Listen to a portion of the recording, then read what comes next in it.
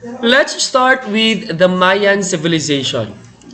So, in Mayan civilization, they have 365 days. And these 365 days consist of 18 months with 20 days and 5 residual days. So, meaning to say, they have 18 months and each month has 20 days. So, if you are going to multiply 18 times 20, the result is 360 and with 5 residual days, so 365 days.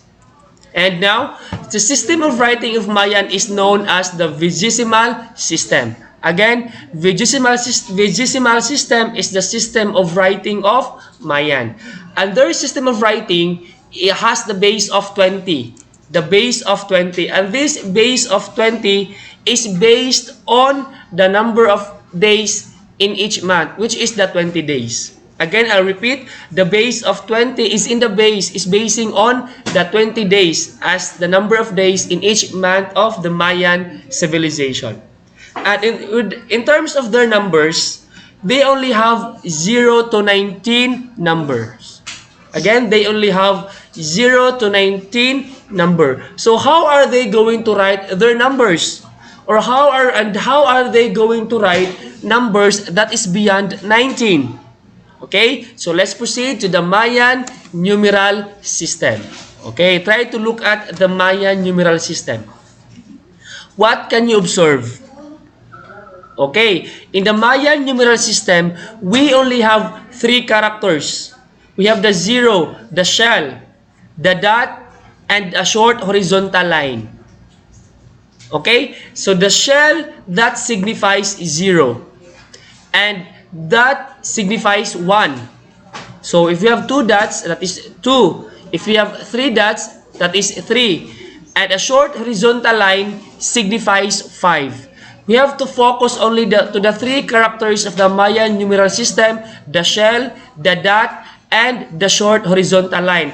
Again, the shell signifies 0, the dot signifies 1, and the short horizontal line signifies 5. So try to look at 4. 4 is represented by 4 dots because each dot is 1. What about 7? 7 is represented by a short horizontal line which is 5 and 2 dots. So 5 plus 2 is 7. Okay? So try to look at the 19. 19 is represented by 3 horizontal lines. So 3 horizontal lines is equal to 15. Plus 4 dots, so we have 19. So this is the Mayan numeral system.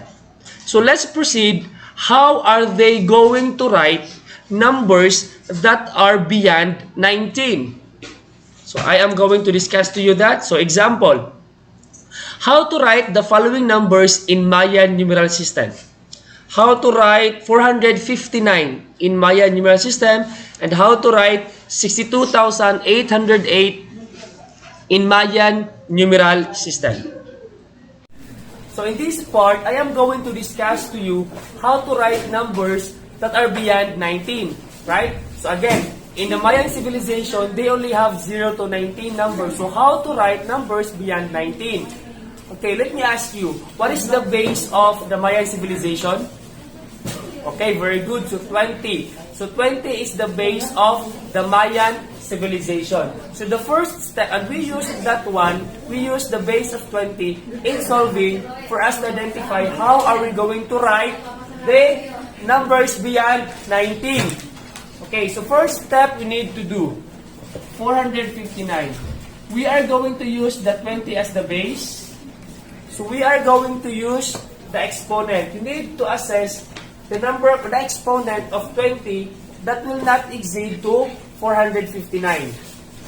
Example, if you are going to use the 20 cube, 20 cube is 20 times 20 times 20, that is 8,000. 20 times 20 times 20, that is 8,000. And 8,000 is exceeding to 459. So we are only going to use square. Because 20 square is 400. 20 times 20 is 400. So 400 is not exceeding to 459. After that one, but 20 squared is 400. So you have to divide 459 divided by 400, that is 1. So we are going to write 1 here. And after that, we are going to multiply 1 times 20 squared is equal to 400. Okay? Let me repeat. 20 squared, we are using the square as the highest exponent of the base of 20 because 20 squared will not exceed to 459. So 400 is our 20 squared. So 459 divided by 20 squared, or 459 divided by 400, that is 1. And 1 times 20 squared is 400. Okay? After that, the next number here is we are going to subtract 400 from 459. Again, we have to subtract 400 from 459. So 459 minus 400, that is 59. Okay? So same process. What is the next of 20 squared? The next of the exponent 2 is 1. So we are going to use the exponent of 1. After the exponent of 2, exponent of 1. So what is 20 to the power of 1? That is 20. So same process. 59 divided by 20, that is 2. So copy 2 here. Again, 59 divided by 20 is 2. After that, 2 times 20 is 40. Then same process with the first step. Subtract 40 from 59. So 59 minus 40 is 19. Okay, 19. The same process. What's the next of 1? So here is the exponent of 0. 2, 1, so next is 0. So any number that's raised to 0 is always equal to 1. Even though how big it is, 1 million to the power of 0 is equal to 1. 1/2 to the power of 0 is equal to 1. Any number that's raised to 0 is always equal to 1. So 19 divided by 1, that is 19. Right? 19 divided by 1 is 19. And 19 times 1 is 19. So we come up to the same number already. So now, how are we now going to write this into Mayan numeral system? So we need to start at the base of 20 to the exponent of 0, to the power of 0. So these are the numbers that we are going to write. The 19.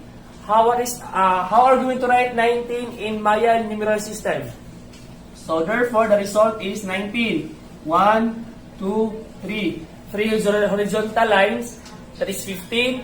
And to make it 19, we have 4 dots. 1, 2, 3, 4. So this is 19. After that, we have to use the exponent of 1. So 2. How are we going to write 2? 2 dots. That is 2. Another dot, 1. So 1.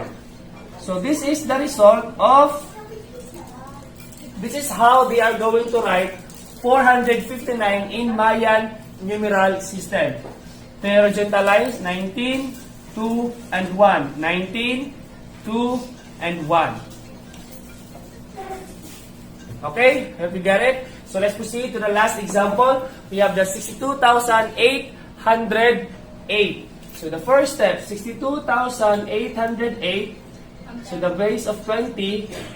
What must be the highest exponent of 20 that will not exceed 2,808? So that is what? Cube. So we are going to use cube. So 20 cube, 20 times 20 times 20, that is 8,000. Okay. So 8,000. 62,800 divided by 8,000. 62,800 divided by 8,000. Do not mind the decimal, just the whole number. So 7. So the result is 7. After that, 7 times 8,000, that is 56,000. 7 times 8,000, the result is 56,000. Okay, 56,000. The same process with the previous example. We have to subtract 56,000 from 62,800. So 62,800, 808, minus 56,000. The result is 6,808. After that, what is the next of cube? We are going to apply the exponent of 2 or the square because we are done with cube. So 20 square is 400. So 6,800 divided by 400. 6,808, I mean, divided by 400. The result is 17. Again, do not mind the decimal, only the whole number. So 17 times 400, 17 times 400, the result is 6,800. Then same process, subtract 6,800 from 6,808. So 6,808 minus 6,800, the result is 8. So what is the next? The result is 8. So what should be the next of 20? 1. So 20 is 1.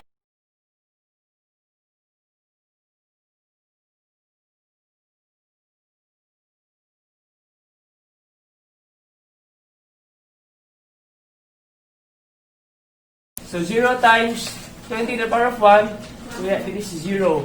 So we have to follow the order because the first exponent is cube, after that square, after 1. We should not directly use the 0 because we need to follow the order of the exponents.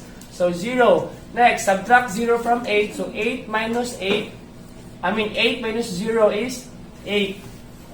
So after that, times 20. What's the next of 1? That is 0. So again, any number raised to the power of 0 is 1.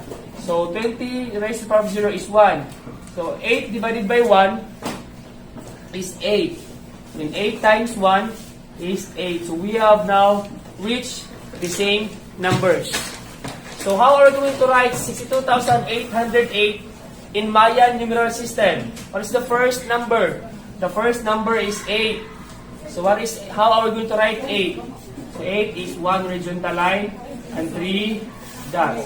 After 8, we have 0. 0 is represented by a shell. So shell.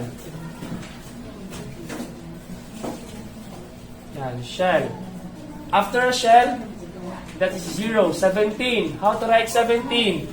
3 horizontal line, 15 plus 2 dots. After 17 is 7. So 7 is 1 horizontal line. So this is how we are going to write 62,808 in Mayan numeral system. I hope you enjoyed the Mayan numeral system. Again, it is not new to you because we are discussing the history of mathematics. Thank you so much, everyone. Thank you for listening, and may God bless us all.